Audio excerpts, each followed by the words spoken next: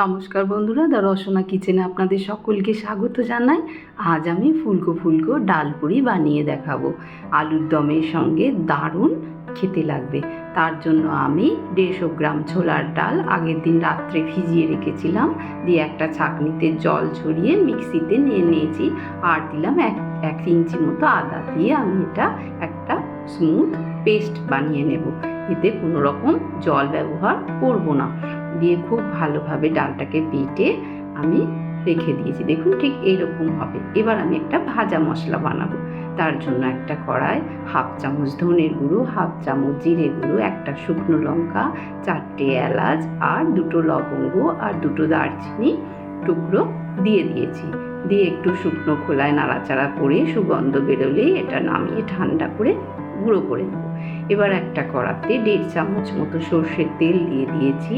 তার মধ্যে আমি দেব 1/2 চামচ কালো জিরে আর সামান্য একটু হিং দিয়ে আমি পুরটা বানাবো। যে বাটা ডালটা রেখেছি সেই ডালটা আমি এই তেলের মধ্যে দিয়ে দেব। দিয়ে ভালো করে নাড়াচাড়া করে নেব। আর ভালোভাবে একটু নেড়ে মিশিয়ে নিয়ে তার মধ্যে দিয়ে দেব পরিমাণ মতো নুন আর 1 চামচ চিনি।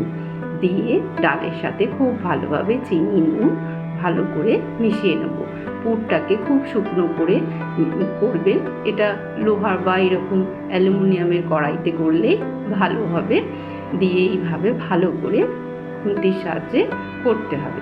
এবার যে ভাজা মশলাটা আমি বানিয়ে রেখেছিলাম, গুঁড়ো করে রেখেছি, সেই ভাজা মশলাটা আমি এই ডালের পুরের মধ্যে দিয়ে দেব। এই মশলাটা দিলে পুরটার টেস্টটা দারুণ হবে। ডাল পুরি খেতে দারুণ লাগবে।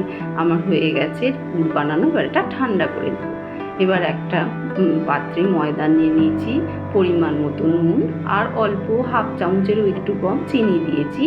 আর দিলাম 4 চামচ সাদা তেল। দিয়ে ভালো করে শুকনো ময়দার সাথে সেগুলোকে মিশিয়ে নিয়ে এবার আমি আস্তে আস্তে জল দিয়ে ময়দাটাকে মেখে নেব। খুব বেশি জল একসাথে দিয়ে দেবেন না, আস্তে আস্তে ধীরে ধীরে জল দিয়ে দিয়ে ময়দাটাকে মাখতে হবে। আর ময়দাটা যত নরম করে ভালোভাবে ঠেসে ঠেসে মাখবেন হাতের সাহায্যে, ততই ডাল পুরির টেস্ট সুন্দর হবে। দেখুন নরম করে এই করে এরকমভাবে মেখে নিতে হবে। এবার এর মধ্যে আমি কিছুটা সাদা তেল দিয়ে ঢাকা দিয়ে আধ ঘন্টার জন্য রেখে দেব। খুব নরম করে পুরটা এই কচুরির ময়দাটা মাখতে হবে। দিয়ে আমি আধ ঘন্টা পর ময়দা থেকে 4-5টা লেচি কেটে নিয়েছি। এরপর আমি হাতের সাহায্যে এইভাবে বাটির মতো বানিয়ে নিয়ে তার মধ্যে পুর দিয়ে দেবো। একটু ঠেসে ঠেসে পুরটা দেবে, তাহলে ডাল পুরির টেস্টটা ভালো হবে। দেখুন এইভাবে হাতের সাহায্যে ধারটা ঘুরিয়ে ঘুরিয়ে বাটির মতো করে নেব। দিয়ে পুরটা দিয়ে ধার থেকে ময়দাগুলোকে টেনে টেনে উপর দিকে আঙুলের সাহায্যে তুলে এইরকম পুটলির মতো করে নিয়ে ভালো করে হাতের সাহায্যে চেপে দেব। এইভাবে সব পুরগুলো আমি ভরে নেব ডাল পুরি দিই। আমার ভিডিওটা যদি ভালো লাগে লাইক করবেন, কমেন্ট করবেন, শেয়ার করবেন আর আমার চ্যানেলটাকে সাবস্ক্রাইব করবেন। কারণ আমার চ্যানেলটা নতুন, আপনারা আমার পাশে থাকলে আমি আরও ভালোভাবে রান্না করতে পারব। এবার আমি একটু বেলুনে তেল মাখিয়ে নিয়েছি। দিয়ে তেল দিয়ে ভালো করে টেনে টেনে ডাল পুরিটাকে বেলে নেব। আপনারা চাইলে শুকনো ময়দা দিয়েও বেলতে পারেন। আমি তেল দিয়ে বেলে নিয়েছি। এবার গরম তেল বসিয়ে দিয়েছি। তেল গরম হয়ে গেছে, আমি ডাল পুরি ছেড়ে দিয়েছি। আর একটা ছাঁচার সাহায্যে এইভাবে নাড়াচাড়া করতে হবে। দেখুন কত সুন্দর ফুলে উঠেছে।